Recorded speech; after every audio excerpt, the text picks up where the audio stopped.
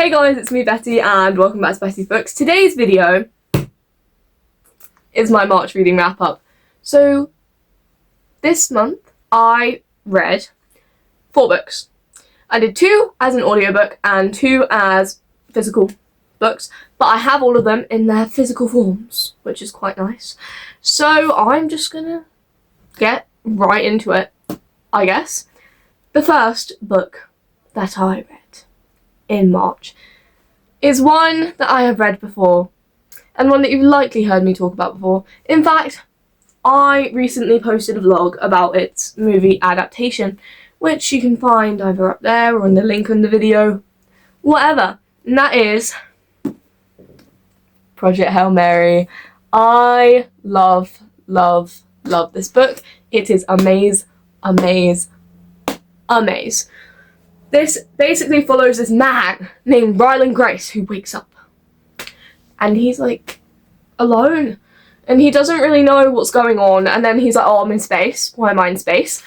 And he basically has to figure that out, and it's just so amazing. It's about friendship and like science. I found all the sciencey bits really cool, and like they're not hard to digest. At least I didn't find them hard to digest. Like it was very sciencey, but in an accessible way. So it's not like you're going to feel stupid reading it. In fact, I felt quite smart. And I found it really funny. And I laughed, I cried, and the film did it so much justice. Ryan Gosling did amazing.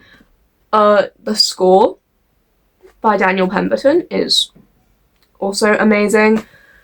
And it's directed by Phil Lord and Chris Miller, known for their cinematic masterpieces of the Lego Batman movie, Cloudy with a Chance of Meatballs, I think the second one, and the animated Spider-Man movies like Into the Spider-Verse and that. I haven't watched those yet, but I really need to. And yeah, they were just amazing at directing. And obviously this is a 6 stars. This is like my favourite book ever. So, but I've realised that I have not read another sci-fi book since this. This was like my first sci-fi book and I just kind of went away. But because this is like my favourite book, I think I need to start branching out more into sci-fi. So if you have any recommendations, then feel free to leave them in the comments. But yeah, I would highly recommend this one. It's perfect. It is absolutely perfect. But yeah, that's Project Hail Mary by Andy Weir. The next one that I read, I did as a physical book. It took me a day. You see, I take GCSE drama, and our chosen play is DNA by Dennis Kelly. This basically follows this group of teenagers who basically just kind of kill this guy that they were friends with, but not really. They were actually bullying him. And yeah, I don't really know what else to say about it. It's like literally about 64 pages. It took me about an hour to read. I gave it 2.75. I mean, it was alright. It's just not a lot actually happens on stage. A lot of it happens off stage, and then what happens on stage is mostly them them filling you in on it. But I mean, it was alright.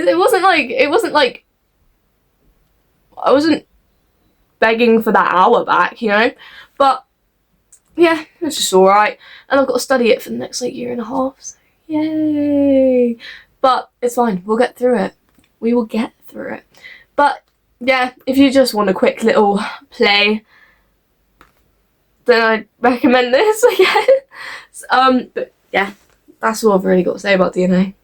The next book I read was my second audiobook of the month, not of the year, of the month. And this has come very, very highly recommended by my father. My lovely, lovely father.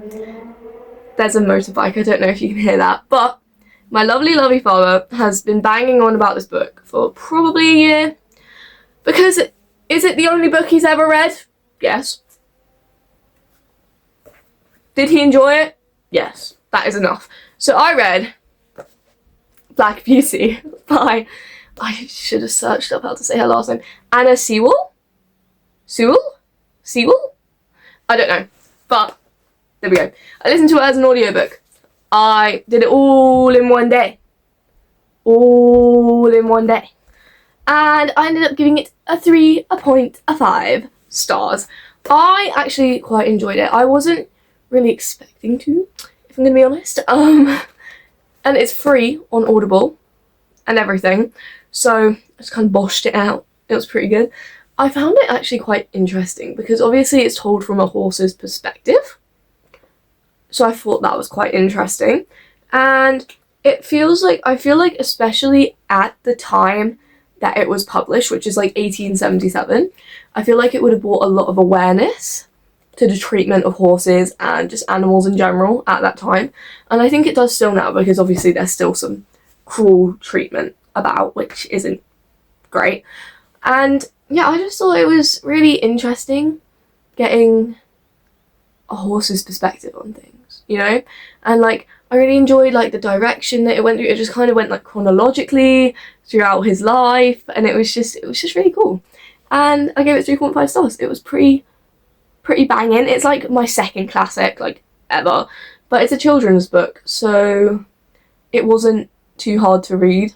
With classics though, after I finish them, I do need to Google like Black Beauty plot summary just to make sure I've got it, but I did get it, so it's fine. Like, you know, like if you're reading something like really complicated and you think that you've got it, but then you just completely don't. I don't want that to happen, so I googled it afterwards. And I got it. And yeah, I did quite enjoy it. It's a quick read, it's like 200 pages, and the audiobook's free on Audible. I can't talk, but yeah. Thank you for the recommendation. Lovely, lovely father. Now, the last book that I read in March, it took me about the whole month to read, granted, because I've been so busy, but it was amazing. And that was a really bad voice crack, but we don't talk about that. And that is Sorcery of Thorns by Margaret Rogerson. I have never read a book by this author before, and I should have done so sooner. I gave this a 5 stars. I know, it's crazy. And this basically follows what compelled me to grab this in the bookshop is girl raised in library with grimoires, which are magical spell books. Yes, please.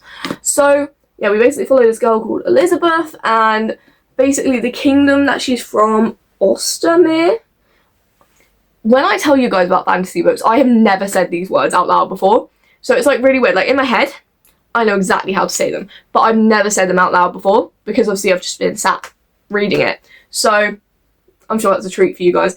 But Ostermere, yeah, has these great libraries, and she was raised in one of them, which is really cool. And I don't know what I can tell you. Right, yes. So these grimoires, they can turn into these, this is another word, malefics. Malefics, that sounds right. They can turn into these malefics, which are like these big ink blob monster things. I don't know if they're actually blobs or not, but like that's kind of how I picture it. Kind of like if you've seen like the Goosebumps movie, that's kind of what I imagine, because like the ink kind of spills out and then it like turns into this magical monster thing. And they're like really evil because sorcerers are kind of like outcasts-ish. Like Elizabeth, being raised in the library, is always taught, don't dabble in sorcery, don't dabble with the demons kind of thing, right? And the sorcerers obviously write the grimoires, so they're being kept safe by the libraries. Yeah, and they can basically turn into these malefics, and one of the most dangerous ones in the library that Elizabeth has been raised in gets released. And she has to defeat it, but then she gets blamed for releasing it. So she has to go,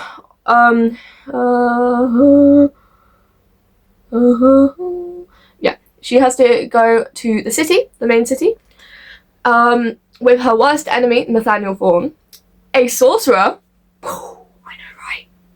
Crazy, and they have got to fight the evil people, and it is really good. I loved it so much. I cried at the end.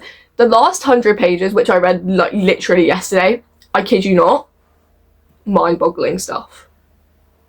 mind-boggling stuff. Amazing. Beautiful. Tears. Dramatic. Slam poetry, yelling, angry, waving my hands a lot, specific point of view on things. I would highly recommend this book to just anyone. The fantasy, I found like the world and like the magic systems and like the beliefs around magic itself really interesting, and I really liked how they were portrayed, and that just kind of created the whole thing for me just really well. And all of the characters, they have their own little background stories and stuff. Obviously we mainly follow Elizabeth, but we hear lots about other characters and their backstories as well. It is single POV though. There's only one. It's only told from Elizabeth's point of view. It's just so good. It's so good. Just 5 stars. I would highly recommend this. So, that is my March reading wrap up. I read 4 books. 5, 2.75, 3.5, another 5.